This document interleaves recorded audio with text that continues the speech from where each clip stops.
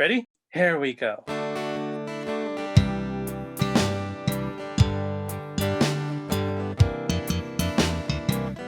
Different points of view and highs and lows. A new perspective everywhere you go. Open up your mind, drown out the noise, and see if this connected.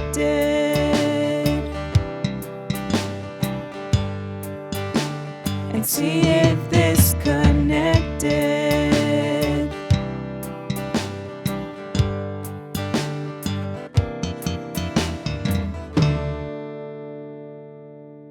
What's up, fam? The mission of this Connected podcast is to connect generations and situations about faith, life, and whatever comes along the way. To not necessarily agree, but be listened to. These conversations, of course, highlight the perspective of our various guests, and you are always welcome to agree or even disagree. But as always, we hope that it is done in charity. Now, here's your host, Catholic.Dad. Thanks, Tony, for the introduction. I am here on another episode, a part 3 of this series this September on DTR, Define the Relationship. And for the first 2 episodes, we had Josue and Sarah. Thank you, Josue and Sarah, for coming on, who are engaged and they're getting married in half a year, I think in April, right? You guys know that. And then we had Tony and Jenny, who are newlyweds and are praying to be blessed with a child. And so please keep Tony and Jenny in your prayers. And they shared with us their plight into marriage and meeting each other and all these romantic stories. You know, I am a sucker for The Notebook. I watched it, by the way, the other day, and yes, I cried. I cry every time I watch The Notebook. Oh my gosh! Like when she has like she has Alzheimer's, and she remembers those moments with him, and she wakes up from her Alzheimer's to meet her spouse who's always there, and then they die next to each other. And I was like, I look at my wife and say, I want to die like that, and Maria's like, no. No. So you go on your own. But anyways, and then today I have these 2 wonderful guests with me. This is Diego and Elizabeth. Everyone would know you guys, except our listeners from other states and other countries. But and people who don't know them. But let me introduce to you these 2. Diego and Elizabeth, probably some of you know, they met through youth ministry. They're not young people. Not young, I mean younger than me, of course. I think I'm twice their age, but anyways. But maybe not. But Diego and Elizabeth were married how many years ago? About 2. It's going to be 2. Going 2. And they have a brand new baby. You can squeeze them. I love that baby. Can I keep them? Sure. Just one day. Just one day. But if you see Augustine, maybe he'll show himself a little bit later. Augustine is beautiful. But I asked you guys to be part of this DTR, Define the Relationship, so that other people can, well, you know what? Let me put on my earphones just to make sure, this podcast is not professional. I just want to make sure I can hear myself speaking. So I can hear myself speaking, so that's a good thing. So that now I can take it off. We forgot to put them on. We forgot to put them on. But we're going to go without headphones today because my hair, I don't want to ruin my hair. Because headphones, they leave that mark on my hair. Yeah, the headphone dent. So this is enough about me. But okay, so instead of me introducing you guys and being awkward, like Tony's going to kill me right now because he's probably rolling his eyes while editing this. Sorry, Tony. But why don't you guys tell our guests? See, I can't even cut this out because Tony won't cut this out. So can you tell our listeners and our viewers, tell us a little bit something about you. When you said our guest, I was like, wait, what's wrong with that? So you can go first. Like something specific or? No, who are you? Well, my name is Diego. I was born in Mexico, came here to the U.S. when I was 12. I married to my beautiful wife Elizabeth. I have a Agustin as my very first child, and I love to serve God, do music, and also just to I love Mama Mary, and yeah, just I'm a person that loves to be happy and to transmit that to others. I don't really like Ellie to be sad or anyone uh, actually to be sad and just wanna like maybe help out others to maybe laugh. So yeah, that's very true. My name is Elizabeth. I go by Ellie, whatever you call me. I'm 25. It was 28. We didn't say that part. We live in Rialto, and well, we go to St. Mary's. We grew up. I grew up in Fontana, and he grew up in Bloomington. But now we're in Rialto. We live there together, and then we sometimes go to St. Mary's, but we usually go to St. Catherine or St. John. And sometimes at Sometimes Santo at Juan. And the beautiful thing is, you guys met each other in youth group, and it flourished from there. And for you guys who want to listen to that whole story of how they met, you got to go way back to like episode 12 or something like that, where we spoke to you and to Andrea and and Diego was late because he was coming from work, but their whole love story was in that. But now, when we had you on the podcast before, you were planning on getting married, and then you got married, and now you have a child.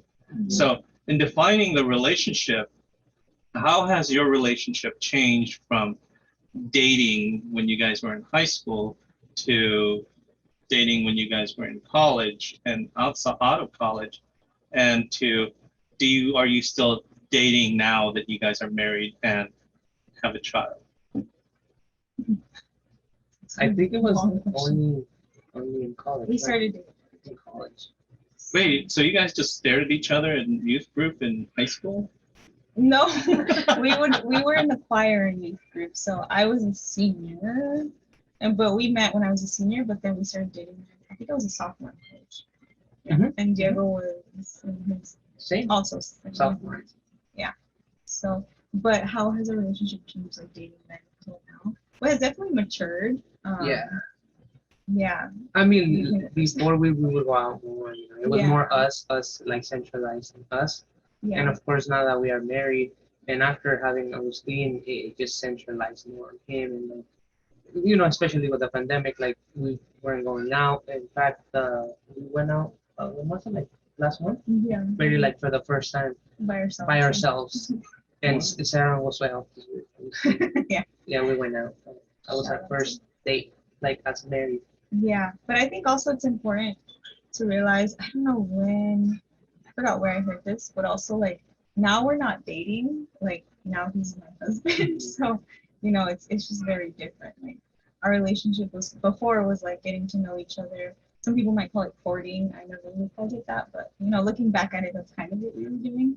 We were getting to know each other, spending a lot of time together, like David said, trying to, experience the sacraments together, like learn mass together, which I think helped us mature in our relationship with each other, including God in there.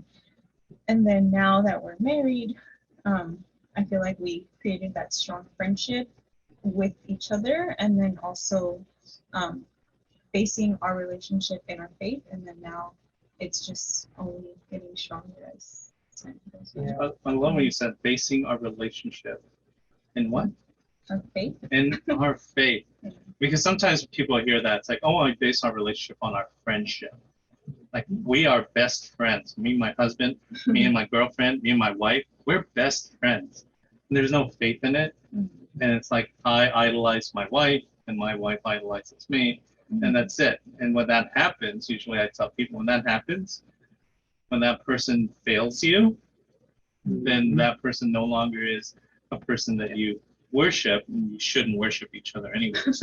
And so yours is since you guys were dating or courting and you're just progressing even more because it revolved around your faith. Mhm. So in asking that, I want to transition that to if he wasn't of the same faith, would you even be interested in him?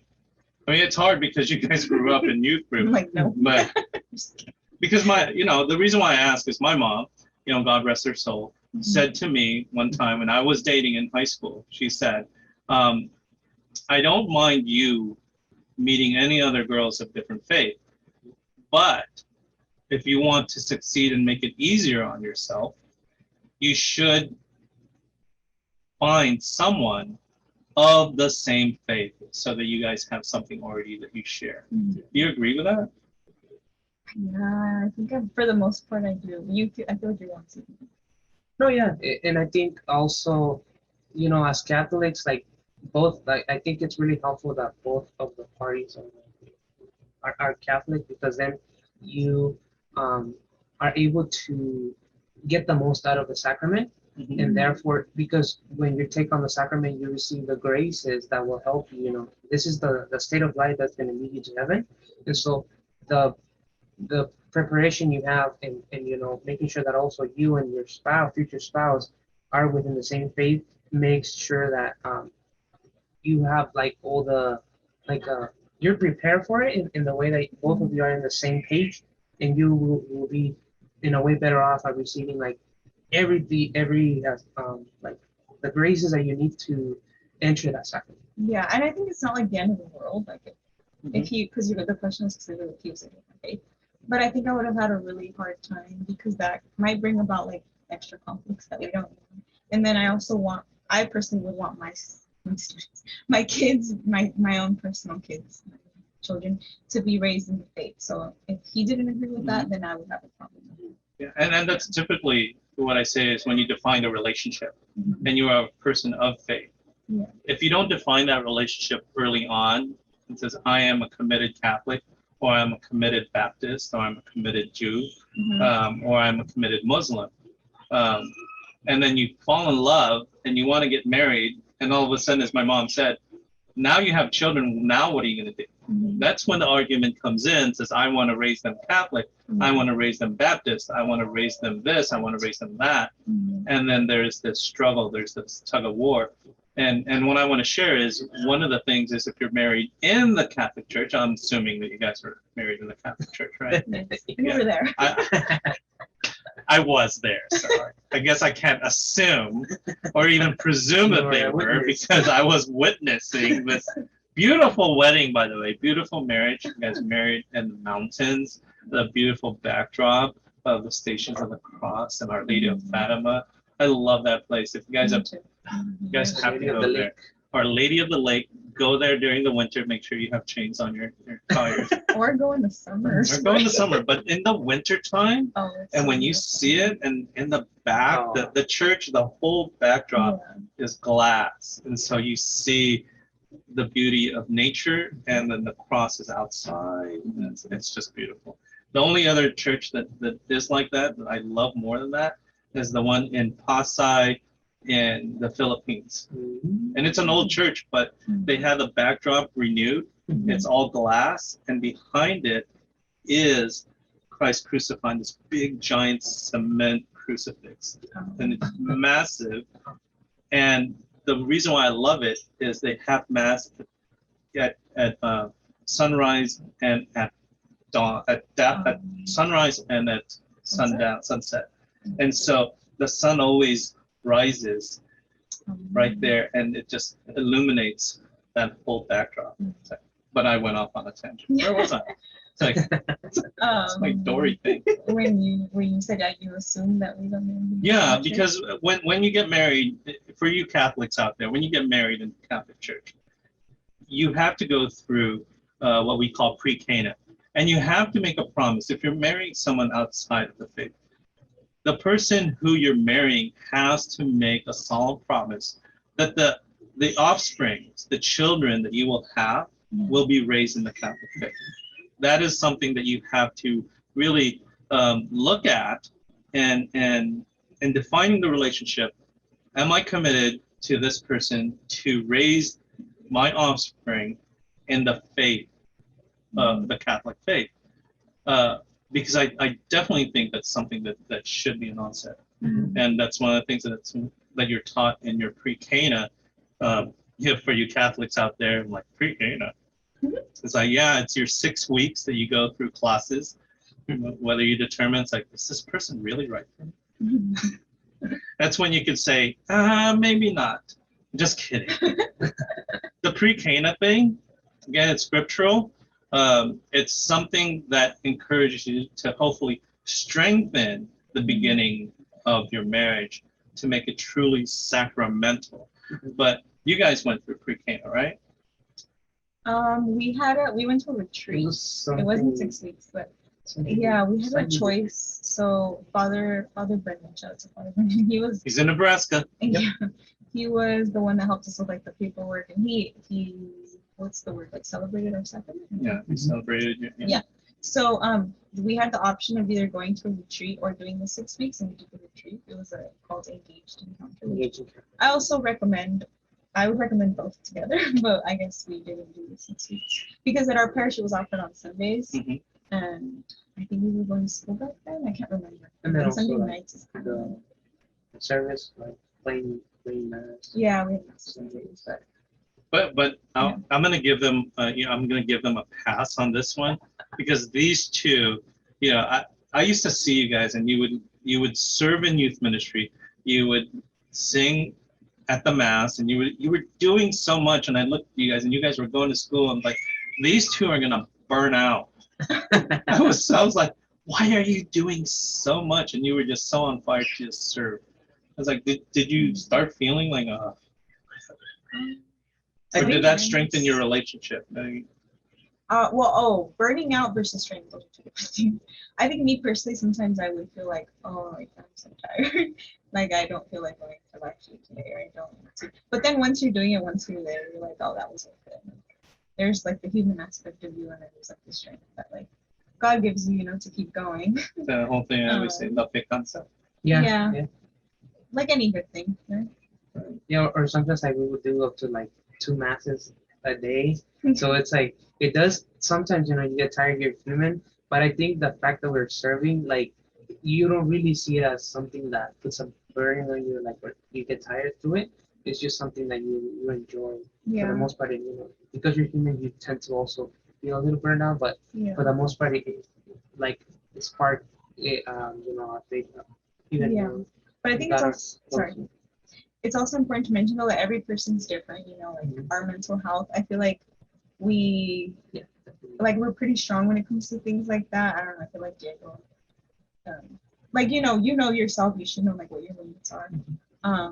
And also every stage in life is different. Like right now we're not as active as we were before. Like now we play mass once a month, and like that's it. Like we attend mass on Sundays, but we don't sing as much as before. And it's just like the different stages. Like when I was singing, was just born, like it was really hard for us to go out with him for long periods of time because babies get fussy after a while. So things like that. But now he's getting better, so then we might start picking up helping somewhere else. Or, and when you guys were first, it's like when you guys, before you were married, you had a lot of people around you. Yeah. You had your band, Parousia.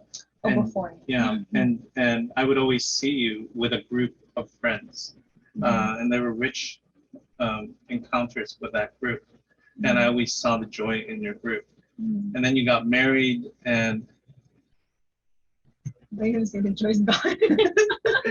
the friends weren't as often. Yeah. And it's not like you didn't have a child yet, but was it because you guys wanted to spend more time with each other? Or was it because these guys were still single and now you guys are married? Like, how did you maneuver that? What happened? Or is that something that was just like, well, I can share it because when we got married and your friends aren't married, it's like there were different priorities. There was this pursuit of like, gotta buy a house, do this, and our friends we just want to go out. I feel like there wasn't that much of a change. Well, it was maybe a slight changed. bit, Like for yeah. example, with Eric, like he's I've known him for many years. In fact, sometimes like they fight over me, like Me and Eric. like playing games. But He's mine, Eric. I think he understood, like he understood, that now I'm like on a different stage of life and I have other priorities. And he is close to us, like he comes over like every Tuesday. Mhm. But yeah, it's in a way different than before. Yeah. Now, is that different than, because with guys, I'm talking to the guys here. It's when you have a best friend, you have this romance. And now this real romance comes out, and then your bro gets married. And is that different than when women have a girlfriend Mhm. and they get married? It's kind of like, I don't see that as a much more of a challenge for the ladies, because their friends are still friends and you guys are still hanging out. But with guys, it's kind of like we almost like push our bro aside. It's no, man, my full attention. Maybe it's like because we have smaller brains. I don't know. It's like Yeah, our full that's attention me. is on our wife, and that poor bro. It's like, what happened to my bromance? So then there's that jealousy. I think also because women are very, what would be like the phrase, like in tune with their emotions. So like we base our relationship with our friends, like we're very like emotion based. And, like, it's like different than the types of relationships that bros have, I guess, with boys. So that's why like when you hang out again, like you just connect again, like you just kind of keep it going. If it's someone that you're close to. Now that you guys are married, does he get time to spend with Eric in your life? I mean, yeah.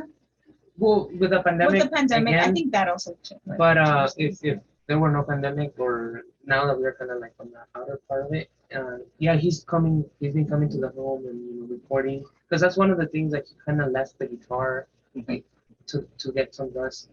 Yeah, and then he's been like picking it up little by little. Now I we're like how this turned into a podcast about Eric. Gotta love Eric. We love Eric. So does he have to get permission to go see Eric? No, he doesn't know. Yeah, right. He has to get permission. It's like, Ellie, can I go see Eric? It's like, be home by 8. That's actually, with me, that's true. You know what? Because sometimes that's respecting the relationship. Yeah. Just open communication. Open communication. No, but I don't mind. I love Eric. Eric, this is your show. we're gonna title this. It's all about Eric. Okay. Anyway, I don't even remember what the question was. I have no idea. This totally disconnected. but anyways, you guys did sort of a pre-Cana. You guys did a retreat. You guys, it's funny because it's like, oh, we went to a retreat for a wedding, and you guys have been like doing retreats for like forever. So Yeah, but it's like, different when you Yeah. attend versus. and it's like, but it was helpful for you. Yeah, it was similar to like some of the questions that you were asking. So we were going over some questions before that you said pre-Cana. Yeah, pre-Cana. These are an impromptu question that she just put out of the bag. so like that whole weekend, it was a full weekend. We like stayed there, and like they would like not break out rooms. They would send us like we each had a room that we would go to as couples to like discuss questions, and like they were like very deep questions, like about finances, about conflict, about family, about our beliefs, about how we were raised, about like things in our childhood that might come out, as we're married now, that might have come out while dating. Like past experiences, things like that. So it was a really good retreat. Well, I'm curious about, because we've done retreats before, and there's people who like live the retreat, and there's people who went to the retreat. Mm-hmm. Did you guys have people that's like, oh, I just can't wait to get this over with? Or were people like totally like on fire, just like you guys in that? It was more oriented like us towards each other. So there was like some spiritual section. Like we went to mass. There's some faith-based questions. But I think most of the people went there, knew what they wanted. Like they were all getting married to the church, and they knew like they loved each other very much, so they took it serious. Awesome. They were all, I think, older than us too, like a lot of them. Because we got married in the Philippines, we didn't. Our pre-Cana was an interview with a priest, and then confessions, and there was a lot of mea culpas. It's an old tradition. Yeah. So this is not about me, but I do have a question. You know, it's like, what do you appreciate most about Diego and your relationship with him As of now. as of now? Okay. Now that you are Now that we're married married with a child. with a child, That things changes things changes a lot because because when you guys first got married, newlyweds, you're like everything was still honeymoon phase, and then 1 year later you're pregnant, Mhm. and 9 months later you have Agustin, and now it's like different. Mhm. So just tell us a little bit about that journey from getting married, honeymoon phase, everyone's excited, got a house, got a new car, beautiful color. Wish I got that. We got black instead. And now you have a baby. So, what do I appreciate about him Yeah, what within do you, that? yeah. That's a really long tangential question. It's because I wanted to answer that question. Yeah. So, what do you appreciate most about Diego in your relationship with him now? Okay. Now with the baby, I appreciate that I can just bother him. Well, because we're both working from home still, so that's like a big blessing with the baby. So that I can just bother him for help without him like complaining to change diapers and feed him. I mean, he doesn't take care Did of he him all complain? day. No, without him complaining. And that he's very patient with him. Because I think if he wasn't, then I would be very mad by now. Because it's very hard to be caring for like a whole nother little human 24/7. So it can get tiring. I could totally see. Yeah, I've always seen Diego as the most patient individual. Maybe not the most, but Well, that's nice. This is a bro thing. So, but I actually I just want to say that I've never witnessed you two arguing. I've seen you give him a dirty look, like right now. I'm just kidding.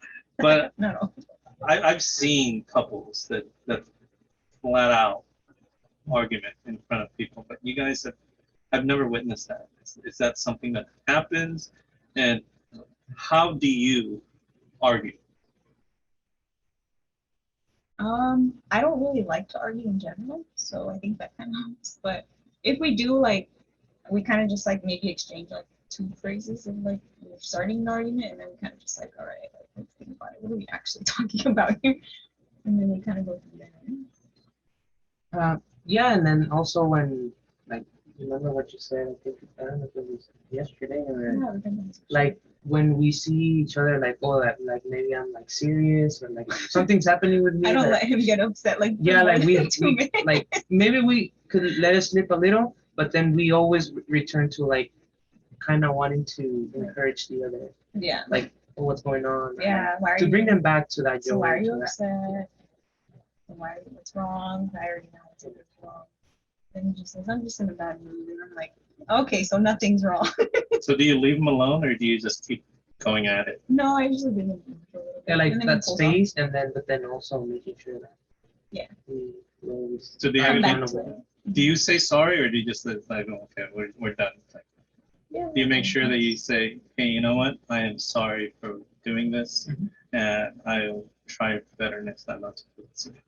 we went to this retreat with That one was 6 weeks. It was like a communication talk through the Yeah. diocese, communication courses through the diocese. and although we don't do it often, they Yeah. taught us how to like apologize to one another, Yeah. like the heart to heart, how they call it.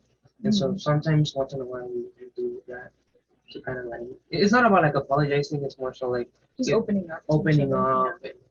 Because sometimes, like, maybe literally, like, if Diego does one thing that annoys me, but I don't tell him, like, if he just, like, sorry, not to put you on blast, but I'll just give an example. Maybe he doesn't do this. Maybe if he just leaves his shorts on the floor or something, and that just, like, pissed me off, and then I just don't tell him anything, and then a week later, we, like, do the heart to heart, and then, like, that comes up, and it's just like, oh, I just won't do it again. Like, that type of thing, you know? And you don't really leave your shorts on the floor. And that's one of those things is when you get married. I lived by myself until I was 27. I had my own house and I was single, and so I was used to certain ways. And Maria, of course, lived with her family, and she lived a specific way, Mhm. and her family is like super clean, and Oh. a single male, I wasn't, and Yeah. so it's kind of like she had to pick up after me, and that still happens to this day. So it's a bone of contention, and it's something that you have to grow through, Mhm. and you know, because now that you're together, you're living with each other, you know, you like certain conflict resolution. So uh, what advice would you give to people who are newlyweds and are thinking, trying to find a relationship? We're going to go into this. We're not dating as girlfriend, boyfriend anymore. We're actually getting married. What advice would you give on how to resolve conflicts? Oh, okay. I was gonna say one thing, another thing that I appreciate. It's just he makes the bed every day. I think since we got married, Really? because I would leave to work early before, and then now I take the baby right away in the morning. So he just, anyways, that's literally one good thing to start your day because your bed is your altar. So one of your altars. May I ask? Yes. Because this is a bone of contention for a lot of people. Mhm. Why not just not make the bed? I think our bed hasn't been made like 2 days out of the school year because we were in a hurry. Well, I don't know. It's funny. Well, at least for me, I think also like maybe my mom has to do with this, like how it just like for me, I feel that when the bed is not done, something is like out of place, and so once I do my bed, I kind of feel like I don't know, like I feel that like I kind You've of accomplished something. yeah, like I start my day like with order. Yeah. Sorry, what was your question again? What advice? What advice would you give to people who are going to get married? Conflict resolution. How to resolve a conflict? I mean, just from your experience, how do you resolve conflict? Do you throw a pan at him? Do you not? Do you stop talking to him? Like, what's worked for you? I think if you need space for some time, it's good to take that space, but just come back to it. So let's say give it like, okay, we'll talk after work or something. Like don't ignore it because problems can start small. Mhm. It can start from like leaving the shorts on the floor, not an Which he issue. doesn't. But it can it can turn into something big when it just started with something small, which I'm sure people know what I mean by that. Like there might be some pet peeves that your significant other does, and then you just kind of let it go. Maria has 2 pages. I think all women do. But yeah, but Diego, let me ask you this, because this is for the guys. You know, asking questions. Has there ever been a time where it annoys you because Ellie brings up something from the past and you're like totally over it, or is that something that Not really. The only thing she talks about it's like about trying to be healthy, like what I eat. That's like the thing that sometimes like gets us. to me. Yeah. Yeah, like but nothing else. Like only that, like like I'm make sure triggered. you don't need that. Like she kind of keeps me in check with like sweets and stuff. Yeah, but it's not really a conflict. That's love? Yeah. But sometimes it is. Do you sometimes feel hurt that she's like says something like that? Because sometimes I want to put this myself, because Maria will say, my wife Maria, I love her. Gotta make sure I say that. I love her. But she'll say, do you really want to eat that? And I'm like a comment. like a comment. And it's like a side comment, and I know that I should, and I know that she's saying that out of love. Yeah. But the inner child in me comes out, and I'm like, well, I'm gonna eat what I want to eat, and then just that comment hurts your spouse's feelings because they didn't come at it as a bad thing. They came at it as out of love. Yeah, I think that's something really important that when you are going to talk about something like a touchy subject like that, I think it's good to approach it with like love. So instead of, I do approach it in a bad way. Like I'm not perfect. I do approach it like, are you gonna eat that? I think I have said that before. Like you're gonna eat all that, or are you sure you want to eat that right now? Like what don't you want to eat? So maybe in the morning when we're not about to go to sleep. And then I think it's better to approach it like sometimes I do it this way. Like, it's important for us to have discipline. And then, you know, when you have discipline with your food, it teaches us spiritual discipline too. Like, or like the reason behind why you're feeling this way. Like, it's important for us to be healthy. I'm gonna save us a lot of medical bills in the future. She's Do you such a really platter. our family, well, for us personally, like our family, like it like that's a lot of like cholesterol and like high blood pressure. Like these are the reasons why I'm worried, not Mhm. because I don't want you to eat that, but just like long term.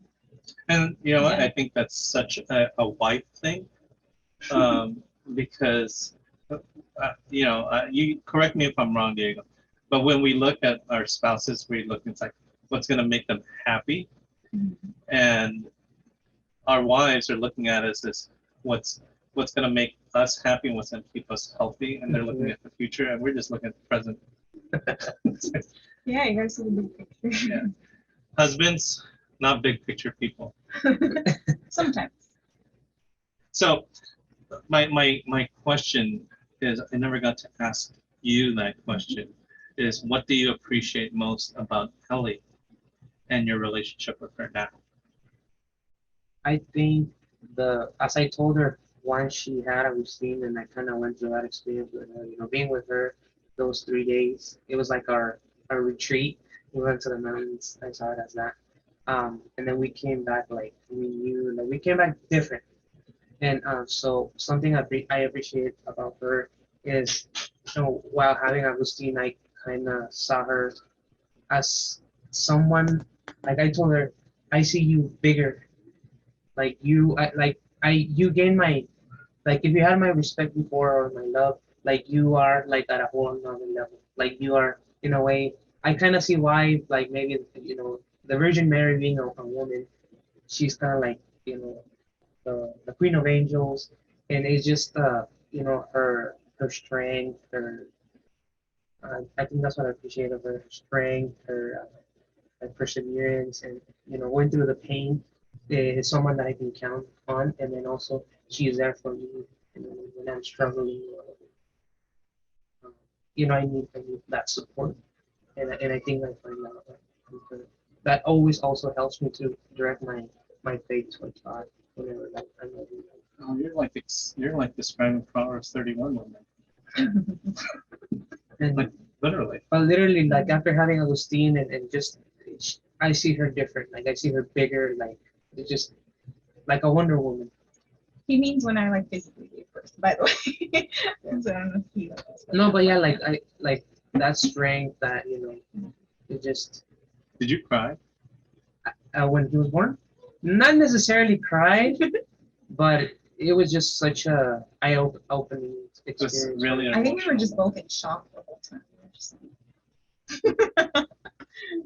And it's true, like what you said in Proverbs. It's like your wife is like a treasure. I call her a treasure. You're my treasure because from that, or like my tree that is gonna bring you all these children. You're my treasure. She's the tree. There's a tree behind me. There's a tree and that shovel. That's a question. But what changed? When you got pregnant and you were going through that phase and you were seeing the physical changes in your beautiful life, how was that for you? Because we won't know what it feels like for the woman to go through that physical change. But how was that for you? I mean, what were you experiencing, Diego, as she was going through, the first trimester, the second trimester, the third trimester, and looking forward to the birth of your son? I think something I always tell her, it's like she going back to that, like the Wonder Woman, like you were transformed, and I kind of saw those like the what's called when Agustin was bigger, The stretch the stretch mark in the stomach, and then sometimes He mentions it. women might see that as something like a pleasing at times, but I remind them like this is kind of like a superpower, like you are able to like Agustin was a big baby, and so like you could see like all the stretch marks, and it was just like it's so really painful. But it's just like, for those that have the blessing to be a mother, like they really like are transformed because they are bearers of life. And thinking about like Virgin Mary, like that also made me think about like Ellie being kind of like that Mary carrying that Jesus. No, I want to share it because sometimes Maria says, she has stretch marks from Dana and Lauren. She looks at this and like, she says, remember when my belly was so beautiful? And I would tell her it's like, it's so much more beautiful now than it was before. Because you know that she bore life. These are the marks of her witness to life. And I always tell her, it's like, that's beautiful. It's like, it's kind of like when Maria and I have been married 25 years. It's when you ask, someone, and it's true because I asked someone who was married 50 years, how do you still see your wife? And this is so true when you guys get to that age, that you will still see Ellie that first time you saw her. It doesn't know how change. that works, but I'm It not does not change. It was like, wow. And you ask her, it's like, you ask any man, it's like, when they're so in love with their wife, how do you still see them? They don't see them at 50 years old or they're 70 years old. They still see them that first time that they saw them. They're that beautiful. Yeah. And that is truth. And like for guys, like sometimes, we are very visual individuals. And so something I heard from Christian Huerta, he's a missionary, lay missionary. He said, that our wife, she's young when we marry our wife, but then she's gonna like start to get old, and we have to learn how to, love those changes because sometimes men kind of want to stay with, I want my wife to be young, and they sometimes go after younger, and so they have to really like get past that visual like, I'm attracted to like a young person or like a young woman, and so we have to learn how to see our wife as our own because we are one with her, and so we have to learn how to love her as she is I and the think changes that she's going through. I really think that a lot of people don't fall in love with a person's soul, and they just look at the shell. And that's when relationships break because you never got to know the spirit of that person and the soul never changes. The soul never changes. But I think also sadly it's with society, True. media. It's not that media, except for listening to this podcast. So I want to ask you, now you have Agustin. Define the relationship. Are you guys on the same page regarding having children? 10, 12, 15? Bring them all. We don't know the number, but we are. I'm just kidding. Like, bring them all. As long as they're not bigger than Agustin. No, as many as God wants. I don't think we're in control of that 100%. We can influence, but And then also after seeing Ellie having Agustin, like you also, as you have more children, like you get to see, because like the woman almost dies to bring life. Okay, don't scare. No, I did mean die. it's like the reality is like what you kind of might see the day off, but it's just like they're giving life, and so also the more you have, like maybe you also have to take into account like maybe any like health issues that might come to her because it could come to a point that it might be dangerous for the child. So, but yeah, we are open as many vaccines. Very open to that. That's beautiful because you guys make beautiful babies. You guys will make beautiful babies because like you have one baby and he's beautiful. Can I just mention something for your other question that we didn't need to answer because you made it sound like we're super successful. When you said about the house and the car, we live in a multi-generational. What do you call it? Multi-generational home. So yeah, we live with my parents right now. So I would just say also like don't be afraid. Like if you want to get married and you know it's for you, don't be afraid to take the next step if you think money's gonna get in the way. Because society makes it seem like, you should have a big wedding, and you need to have a party, do this big thing, when in reality, the sacrament is what's more important. And yeah, right now, that's what it is for us. That's our reality. And we live in California, so housing is really expensive. We can afford to live with my parents for now, so we accept that. It's been really helpful having my mom. I would even recommend it. I always hone on that. Fidelity. Yeah. Because sometimes she mentions, oh, like let's move to another state. And I'm like, You're remember gonna our want your mom grandparents. close by, Remember our or and his grandparents. parents. I Yeah. would Family. say, yes. So yeah, I would just that would be like another piece of advice. Like, don't be scared to like just budgeting. We can always take out. We don't have like Netflix subscription. We just have basic, internet. You can have that basic TV. We actually don't watch TV, but that's another story for another time. Yeah, just like living with the basic things, it even brings you closer to like doing other things that are meaningful in life. Do you So- now answering that? Do you think that sometimes people stay away from having children because that they're pursuing something other than having children, or are afraid of the commitment because they don't have that generational support? Because sometimes that's what I I don't see know. is from my work, the biggest concern a lot of times that people have is I don't have anyone to take care of my children. And babysitting, childcare is very expensive, and so they hold off on having children. They hold off on God's gift, and the joy Yeah. that your child gives. It's like, Yeah. so That there's could nothing to be- compare. Yeah. That could be one of the reasons.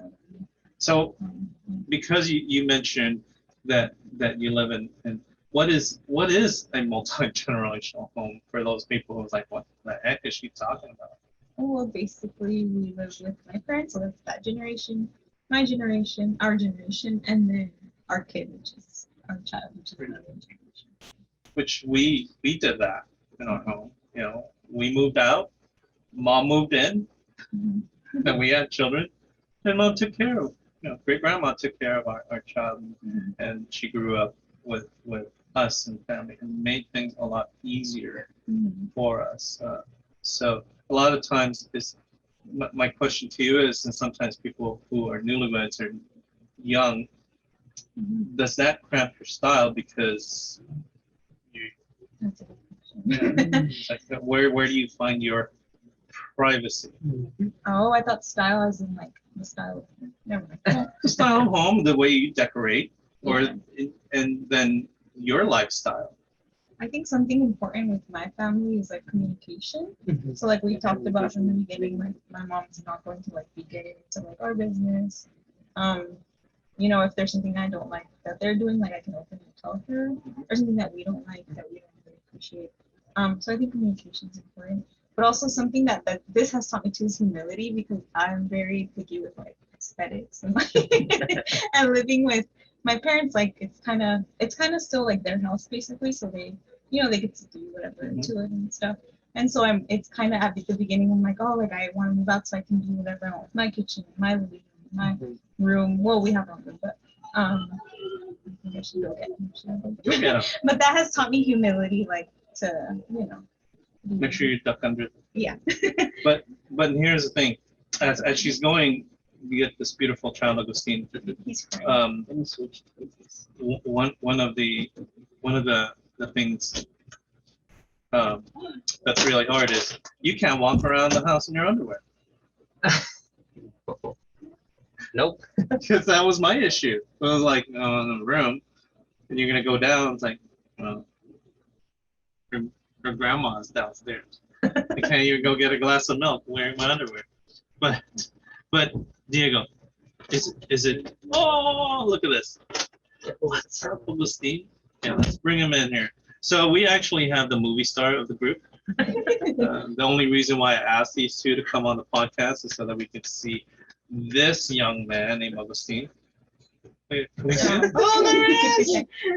There he is. Go ahead. Disconnected, he said. Disconnected. That's right. That's right. Put the earphones on the man. So he's huge.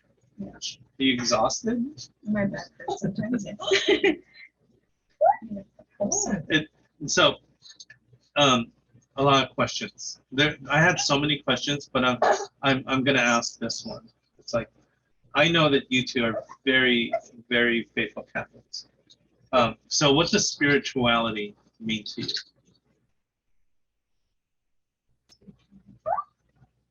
Spirituality, I think in a nutshell is the relationship you have with God or with Jesus, and I think it's helpful to have your partner that sometimes kind of like Yeah. like you have an accountability partner that helps you or reminds you about that relationship with Jesus. Now, I want to say this because the two of you I've observed have become more conservative in the way that you worship. Was that something that has always been there? Has that just progressed as you guys are now with a brand new young family? The way how conservative you guys have become, is that because you guys have learned new things, or is it because now you have a new baby and you guys are a brand new family that you want to raise your children in a more conservative way? Well, can I just answer the spirituality one first, and then because I didn't answer mine. I think it's important to distinguish also like religion and spirituality. Like if someone is religious, like there's religion, which is like our traditions and like our sacraments, but then spirituality, like our spirit is like we have a spirit, right?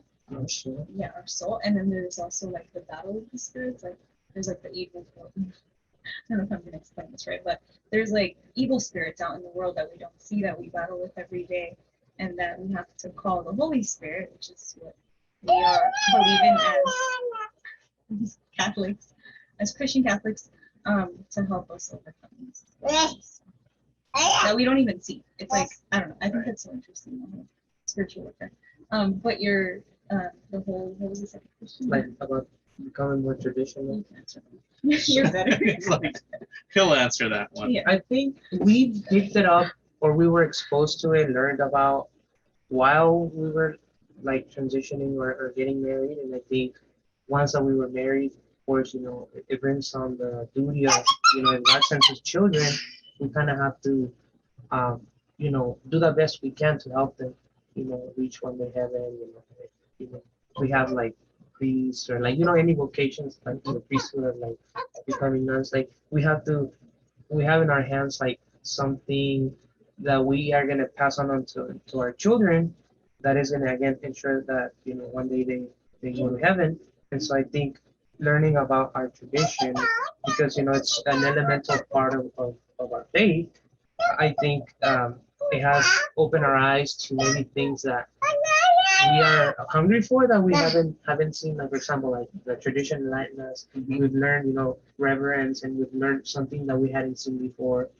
They call it a mass of the ages, and I think as Catholics having access to such like it's called a liturgy, or like the way the liturgy is expressed, I think it enriches our faith, and it brings us closer to God. And it prepares us to like have more resources, not only for our children but also for others to maybe share with. Yeah. And I think it brings us back to tradition, to how the church, like from Jesus, like all the way to now, like it helps us, and it prepares us more to, as Ellie said, the fight we have against the principalities, against like the demons out there that are trying to sway us to lose our soul. And I think having as much knowledge on our faith is going to help us to, like as today in the readings in the gospel, it said that Jesus allowed them, the person who couldn't hear or speak, to hear and speak. And I think when we this is how I see it, when we learn about our tradition, like things that we weren't aware of, it helps us open our ears, or it's kind of like the hook that keeps us interested in a way in learning more of our faith, or like there's something more to it, and it just like it's something mysterious, and I think it's something like a jewel. I say like a jewel that we as Catholics sometimes aren't aware of, and it's worth digging into, because sometimes that's why Catholics, we leave the church because we have this treasure here that we don't know about, or we don't dare to try to look for, or try to like actually open the treasure chest to access the treasure, and we are seek it elsewhere because we are being fed somewhere else. And so having that like what's the word, like being like brave enough to, even though I have a question about my faith, I have to, dig on the magisterium, on the, what the popes wrote, and, like all of that tradition. It just helps you like strengthen your faith more. That's beautiful. Now, are you two continually still studying your faith and learning more? Or are you guys just like, oh, we're good, we're going to mass, and we go to mass on Sundays and we serve and we're good? Or are you continually still learning, trying to learn more about our faith? That's something. Oh, that's something I think we need to get better at. Yeah. After having Agustin, we kind of, and with the pandemic, I think a lot of us are like, we struggled during that time and we weren't allowed to go to mass, things like that. But I think we need to, get better. Yeah, sorry. I think you guys actually are, because you're constantly reading your scriptures and you're living out your faith, and I think it's a great witness to other young people, other young married couples, of just by the way that you're living your life. I always say that, but there's so much more to learn in our faith, because our faith, our Catholic faith, is so rich that we only have one lifetime, and there's no way that we can learn everything about our faith, because it is so much to learn. And I'm actually disappointed that I can't live longer. It's like, or one of those things. It's kind of like disappointed that I didn't start earlier to try to learn more about the faith, because all those decades of wasted years of not being able to learn so much more. So you're trying to cramp everything in. But what's one thing that you have to say as we're closing here, as Augustine goes to Mimi's? What's one thing that you could say to young couples out there who are going on to get married and progressing to having a beautiful young man named Augustine? And I never got to ask, you offered Augustine up. Oh, I was like floored. I'm like, who does that? So, Diego. Yeah, tell us what you did. I think going back to tradition, after seeing like how the priest, like learning more about the priest, like I didn't know this. This is kind of like a tangent, but just a quick one. Priests before went off to the seminary like at age 12, and they had to learn Hebrew, they had to learn Greek, they had to learn all these languages to grasp, the like how the Bible came to be, like where it was written, and then kind of get the actual meaning of it, because sometimes people say, oh, it was translated, so it was translation. So they're able to understand like the core of it, so that they are able to give the best homilies possible, of course, to the Holy Spirit. But the information was so strong, and I think that's something that caught my attention. And so thinking about my children, I decided, like I want, Agustin, like we offered him up, so that if it's God's will, I want him to be a bishop one day. And so hanging into tradition, like I have something to teach him, and like kind of use that to form him, and then just leave it out up to God to decide. But yeah, I think it's something beautiful to offer your children as an instrument for God to get to others and help them save souls, which is something that like before, when we were married, we would go to mass, and something I personally would do through my grandma, like we would pray a lot about the souls in the purgatory. And I think going to mass and confession, receiving Jesus, and offering that up so that souls would be released, also with the rosary. It's something that like saving souls is important. And so if we have a child that is going to help with that, I think it's something beautiful.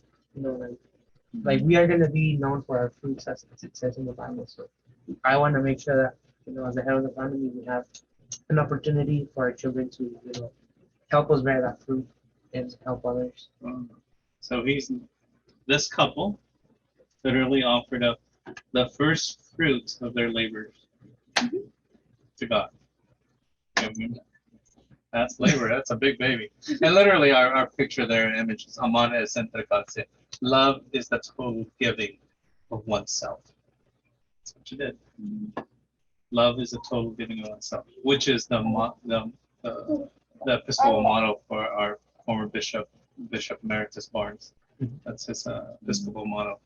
But last question: what's one thing that you could say, you would want to say to young people your age, or even people who are discerning marriage life and having a child? What's one thing that you would give them? What advice that you would give them? Sorry. I feel like I have to think about it. I feel like I have to think about it because you said one piece.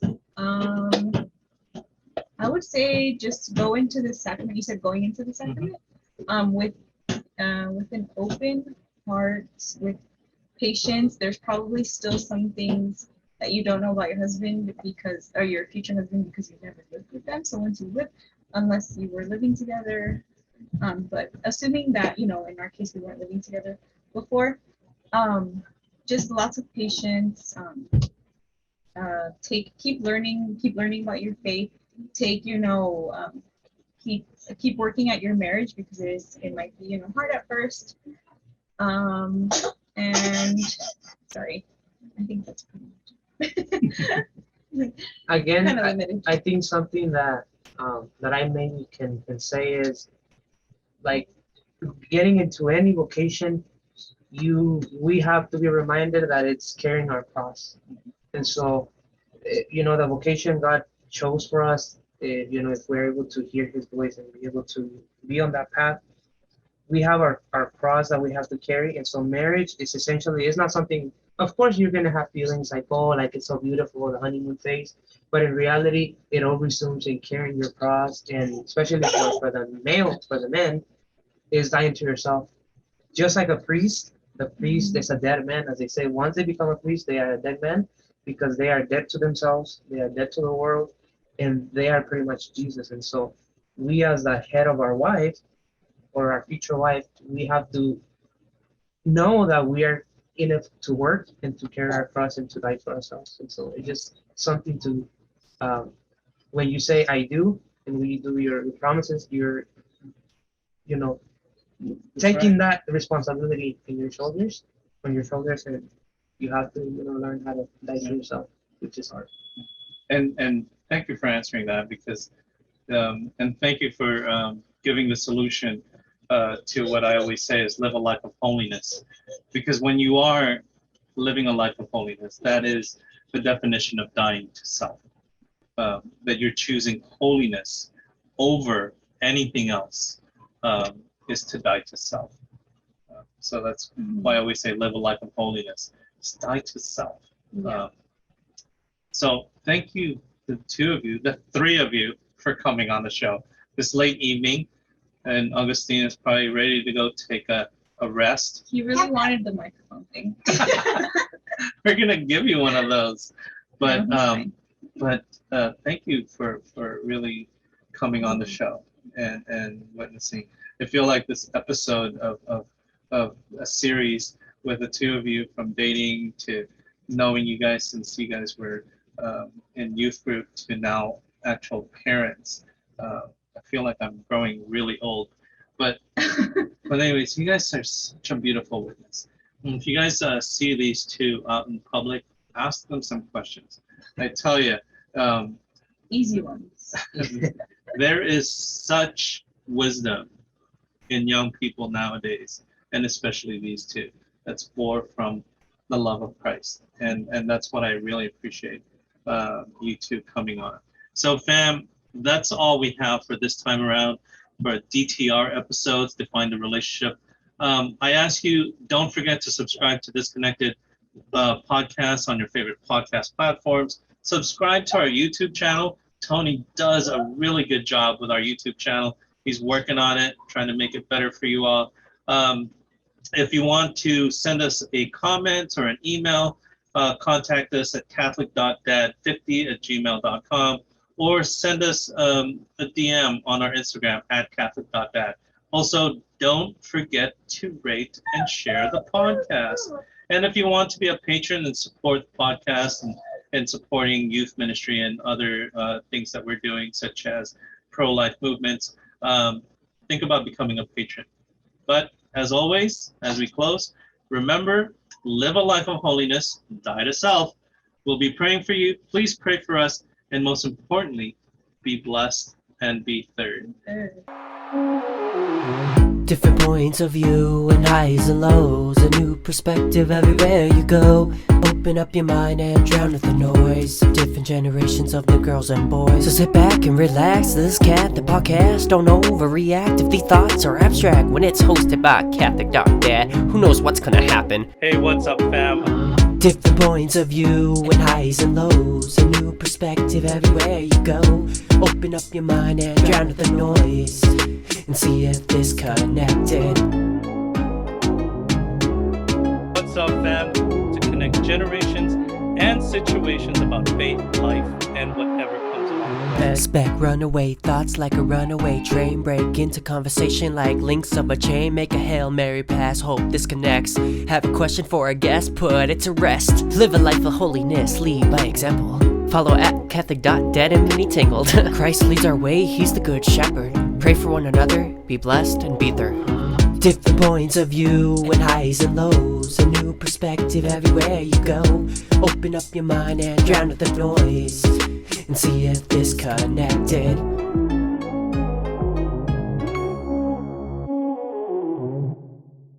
Hey, by the way, I forgot to say, these two, they're the ones who created our music. Oh my gosh. Our two. You still use it? We still Yeah, use you it. still- yeah. Yeah, and then Tony has literally, as we close, he raps it. It's nice. Pretty Take care, guys. Good night. Good night. Say bye-bye. Bye-bye. Say bye-bye. Say bye-bye. Bye-bye. Bye-bye. Bye-bye. Oh, he got shy. That is Augustine, folks. Good night.